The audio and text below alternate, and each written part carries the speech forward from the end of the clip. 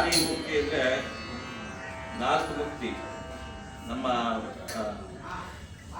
ದೇವರಿಗೆ 2 ಟ್ರ್ಯಾಕ್ ಇದೆ ಬೇಸಿಕ್. ಒಂದು ಟ್ರ್ಯಾಕ್ ಅಂದರೆ ಅದ್ವೈತ ಟ್ರ್ಯಾಕಲ್ಲಿ ಅಹಂ ಬ್ರಹ್ಮಾಸ್ಮಿ ತತ್ವಮಸಿ ಅಂತ ಎಲ್ಲ ಬರುತ್ತೆ. ಅದರಲ್ಲಿ ಜೀವಾತ್ಮ ಪರಮಾತ್ಮದ ಐಕ್ಯ ಆಗುವಾಗ ಅವ್ರ ಗೋಲ್ ಆಯ್ತು, ಅದೇ ಮುಕ್ತಿ, ಅವ್ರ ಗೋಲ್ ಆಯ್ತು. ಆದರೆ ಇದರಲ್ಲಿ ಸಗುಣ ಟ್ರ್ಯಾಕಲ್ಲಿ ದೇವರ ಅವತಾರ ತಗೊಳ್ತಾರೆ. ಯಾಕೆ? ಅದು ವಿಷ್ಣು ಅಥವಾ ಶಿವ ಅವತಾರ ತಗೊಳ್ಳೋದೆ. ಯಾಕಂದ್ರೆ ನಮಗೆಲ್ಲ ಉದ್ಧಾರ ಮಾಡ್ಬೇಕಂತೇಳಿ ಅವತಾರ ತಗೊಳ್ಳೋದು.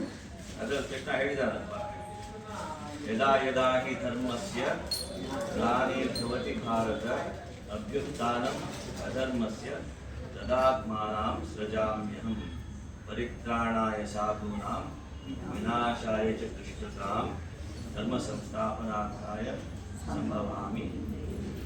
ಎಲ್ಲರಿಗೂ ಗೊತ್ತಿರೋದೆ. ಸೊ ಅದಕ್ಕೆ ದೇವರ ಅವತಾರ ತಗೊಳ್ತಾನೆ ಇರ್ತಾರೆ. ಅದು ಸಗುಣ ಅಂತ ಹೇಳೋದು. ಅದಕ್ಕೆ ಆ ಸಗುಣ ಇದಕ್ಕೆ ನಾವೇನು ಮಾಡ್ತೀವಿ ಅಂದರೆ, ನಮಗೆ ಗುರುಗಳಿಲ್ಲದೆ ಇದ್ದರೆ ಸಗುಣನೂ ಗೊತ್ತಿಲ್ಲ, ನಿರ್ಗುಣನೂ ಗೊತ್ತಿಲ್ಲ. ಬೇಸಿಕ್ಲಿ ನಮ್ಗೆ ಬರೋದೇನೆಂದರೆ ತಿನ್ನೋದು, ಮಲ್ಕೊಳ್ಳೋದು, ಮಜಾ ಮಾಡೋದು, ಗೊತ್ತಿರಲ್ಲ. ಅದೇ ಬೇಸಿಕ್ ಲೈಫ್ ಅಂತ ಹೇಳೋದು. ಗುರುಗಳು ಅದಕ್ಕೆ ಬರೋದು. ಇನ್ನೂ ಜಾಸ್ತಿ ಇದೆ ಅಪ್ಪ ಅಂತ ಹೇಳೋದು, ಇಷ್ಟೇ ಸಾಲದು, ಇನ್ನೂ ಜಾಸ್ತಿ ಇದೆ ಅಂಥೇಳಿ ಗುರುಗಳು ಹೇಳ್ಕೊಡೋದು. ಅದಕ್ಕೆ ಇದು ಈ ಹಾಡಲ್ಲಿ ಚಾರಿ ಮುಕ್ತಿ ದಾಯಕ ದಾಸ ಅಂತ ಹೇಳ್ತಾರೆ. ಚಾರಿ ಅಂದರೆ 4. ಅದೇನು ಮುಕ್ತಿ ಅಂತ ಹೇಳಿದ್ರೆ ಅದ್ವೈತ ಮುಕ್ತಿ ಅಲ್ಲ, ಐಕ್ಯತೆ ಅಲ್ಲ. ಚಾರಿ ಮುಕ್ತಿ ಅಂದರೆ ಯಾವುದು? 4 ನಮೂನೆ ಇದಿದೆ. ಏನು ಮುಕ್ತಿ? ಅದೇನಂದ್ರೆ ಸಾಲೋಕ್ಯ, ಆಮೇಲೆ ಸಾಮೀಪ್ಯ, ಸಾರೂಪ್ಯ ಮತ್ತೆ ಸಾಯುಜ್ಯ. ಆ 4 ಮುಕ್ತಿ. ಅವೆಲ್ಲ ಗುರುಗಳು ತೋರಿಸ್ತಾರೆ ನಮಗೆ ಹೇಗೆ ಹೋಗೋದು, ಆಮೇಲೆ ಕೊಡ್ತಾರೆ. ಗೊತ್ತಾಯ್ತಪ್ಪ? ಒಂದೇ ಲೈಫ್ ಟೈಮಲ್ಲ, ತುಂಬ ಲೈಫ್ ಟೈಮಲ್ಲಿ ನಮ್ಮ ಕರ್ಮಕ್ಕೆ ಬರ್ತಾನೆ ಇರಬೇಕು. ಗುರು ಇದ್ದರೆ ಅದು ಶಾರ್ಟನ್ ಆಗುತ್ತೆ, ಚಿಕ್ಕದಾಗುತ್ತದೆ.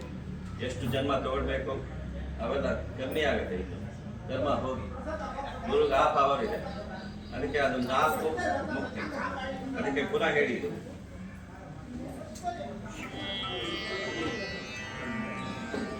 ಚಾರಿ ಮುಕ್ತಿ ದಾಯಕ ದಾತ, ಚಾರಿ ಮುಕ್ತಿ ದಾಯಕ ದಾತ, ಉದಾರ ಕಲ್ಪತರು, ಉದಾರ ಕಲ್ಪತರು, ಗುರು ಮಹಾರಾಜ ಗುರು ಜೈ ಜೈ, ಗುರು ಮಹಾರಾಜ ಗುರು ಜೈ ಜೈ, ಪರಬ್ರಹ್ಮ ಸದ್ಗುರು ಜೈ ಜೈ ಪರಬ್ರಹ್ಮ ಸದ್ಗುರು, ಜೈ ಜೈ ಪರಬ್ರಹ್ಮ ಸದ್ಗುರು, ಜೈ ಜೈ ಪರಬ್ರಹ್ಮ ಸದ್ಗುರು. ಅಲಕ್ಷ್ಯ ಅರೂಪ ಅನಾಮ ಅದ್ವಯ, ಅಲಕ್ಷ್ಯ ಅರೂಪ ಅನಾಮ ಅದ್ವಯ, ಅಲಕ್ಷ್ಯ ಅರೂಪ ಅನಾಮ ಅದ್ವಯ, ಅಲಕ್ಷ್ಯ ಅರೂಪ ಅನಾಮ ಅದ್ವಯ, ಅಕ್ಷಯ ಪರಾತ್ಪರು ಜಯ ಜಯ, ಅಕ್ಷಯ ಪರಾತ್ಪರು ಜೈ ಜೈ, ಗುರು ಮಹಾರಾಜ ಗುರು ಜಯ ಜಯ, ಗುರು ಮಹಾರಾಜ ಗುರು ಜೈ ಜೈ, ಪರಬ್ರಹ್ಮ ಸದ್ಗುರು ಜೈ ಜೈ ಪರಬ್ರಹ್ಮ ಸದ್ಗುರು. ಇದರಲ್ಲಿ ಈಗ ಮೊದಲು ನಾನು ಸಗುಣದ ವಿಷಯ ಹೇಳಿದೆ, ಚಾರಿ ಮುಕ್ತಿ ಅಂತ ಹೇಳಿದೆ. ಇದರಲ್ಲಿ ನೆಕ್ಸ್ಟ್ ಗುರು ಪ್ರಭಾವ ಹೇಳೋದು ಅದಾಯ್ತಲ್ವಾ? ಸಗುಣದ್ದಾಯ್ತು. ಈಗ ನಿರ್ಗುಣದು ಅಲಕ್ಷ್ಯ ಅರೂಪ ಅನಾಮ ಅದ್ವಯ. ಗುರುಗೆ ನಿಜವಾದ ಸ್ವರೂಪ ನೋಡಿದ್ರೆ ನೀವು, ಅಲ್ಲಿ ರೂಪನೂ ಇಲ್ಲ, ನಾಮನೂ ಇಲ್ಲ, ಕಾಸ್ ಇಲ್ಲ, ಅಂದರೆ ರೀಸನೇ ಇಲ್ಲ. It's just existence only. ಅಲಕ್ಷ್ಯ ಅರೂಪ ಅನಾಮ ಅದ್ವಯ, ಅದೇ ದ್ವೈತ ಇಲ್ಲ ಅದರಲ್ಲಿ. ಗುರು ಮತ್ತೆ ಪರಮಾತ್ಮಗೆ ಏನು ವ್ಯತ್ಯಾಸ ಇಲ್ಲ, ಸೇಮ್ ಅದು.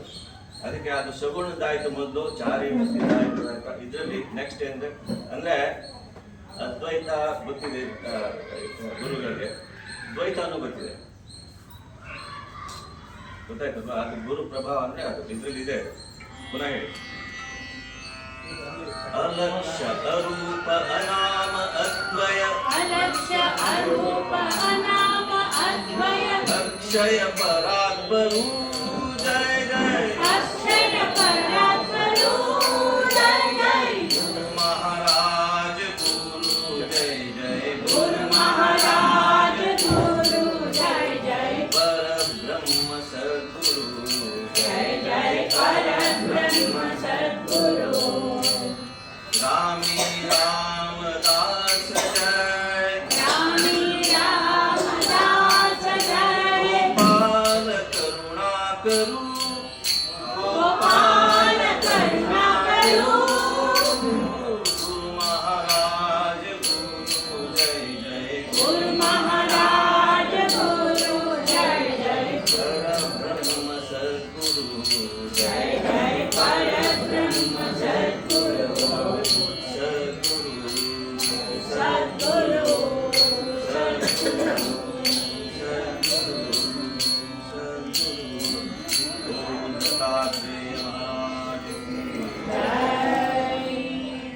ಇದರಲ್ಲಿ ಅವಧೂತ ಗೀತೆ ಅಂತಿದೆ, ಎಲ್ಲರೂ ಕೇಳಿರ್ಬೋದು. ಅವಧೂತ ಗೀತೆ, ಅವಧೂತ ಯಾರು? ದತ್ತಾತ್ರೇಯ. ದತ್ತಾತ್ರೇಯ ಸಗುಣ ಸ್ವರೂಪ ತಗೊಂಡಿದ್ದು. ಬ್ರಹ್ಮ ವಿಷ್ಣು ಶಿವ ಒಂದು ಸ್ವರೂಪ ತಗೊಂಡು ಅದರಲ್ಲಿ ನಾಮನೂ ಇದೆ, ರೂಪನೂ ಇದೆ, ಆಮೇಲೆ ವ್ಯವಹಾರನೂ ಇದೆ. ಆ ಮೂರು ಇದ್ರೆ ಸಗುಣ ಅಂತ ಹೇಳೋದು. ಇಲ್ಲ ಅದರಲ್ಲಿ ಒಂದು ಯಾವ್ದಾದ್ರು ಇದ್ರೆ ಹೋಗ್ಬಿಟ್ರೆ ಅದು ಸಗುಣ ಅಂತ ಹೇಳಕ್ಕಾಗಲ್ಲ. ಏನಿರ್ಬೇಕು? ಯಾವ ಮೂರು? ನಾಮ, ರೂಪ ಮತ್ತೆ ವ್ಯವಹಾರ. ವ್ಯವಹಾರ ಅಂದ್ರೆ ಫಂಕ್ಷನ್. ಆ ಮೂರಿದ್ರೆ ಮಾತ್ರ ಸಗುಣ ಅಂತ ಹೇಳೋದು. ಆ ಬ್ರಹ್ಮ ವಿಷ್ಣು ಶಿವ ಇದು ಸಗುಣ ಸ್ವರೂಪಿಯಾಗಿ ಬಂತು. ದತ್ತಾತ್ರೇಯ ಅಂತ ಹೆಸರು ತಗೊಂಡು ಆಮೇಲೆ ಹೇಳಿದ್ದೇನು? ಅವಧೂತ ಗೀತೆ. ನೋಡಿ ಹೇಗಿದೆ ಅವಧೂತ ಗೀತೆ. ಅದ್ರಲ್ಲಿ ಏನ್ ಹೇಳ್ಕೊಟ್ಟಿದ್ದು? ತುಂಬಾ ಹೈಯೆಸ್ಟ್. ಇದು ಯೋಗ ವಸಿಷ್ಠ ಇದ್ದ ಹಾಗೆ ತುಂಬಾ ಹೈಯೆಸ್ಟ್ ಹೇಳ್ಕೊಟ್ಟಿದ್ದು. ಎಲ್ಲರಿಗೂ ಪ್ರಾಕ್ಟೀಸ್ ಮಾಡೋಕ್ಕಾಗಲ್ಲ.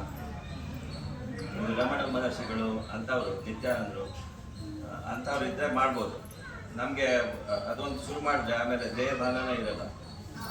ಅದಕ್ಕೆ ಯಾರಿಗೂ ಹೇಳ್ಕೊಡಲ್ಲ ಅವಧೂತ ಗೀತೆ ಅಂತ. ಯಾರು ಸನ್ಯಾಸಿಗಳಿದ್ದಾರೋ ಅವರು ಪ್ರಾಕ್ಟೀಸ್ ಮಾಡೋಕ್ಕೆ ನೋಡೋದು. ಯಾರು ಗೃಹಸ್ಥರು ಅವ್ರಿಗೆಲ್ಲ ಹೇಳ್ಕೊಡ್ಬಾರ್ದು ಅಂತಿದೆ.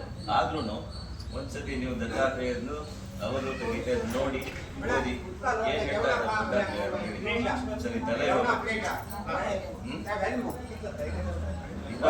ಇನ್ನು ಏನೋ ದತ್ತಾತ್ರೇಯ ಹೇಳಿ ಆಯ್ತಾ?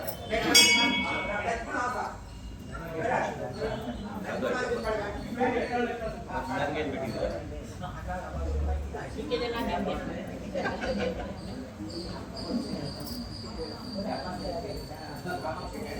ಆಗ್ಲಿ, ನೀವು ಬನ್ನಿ.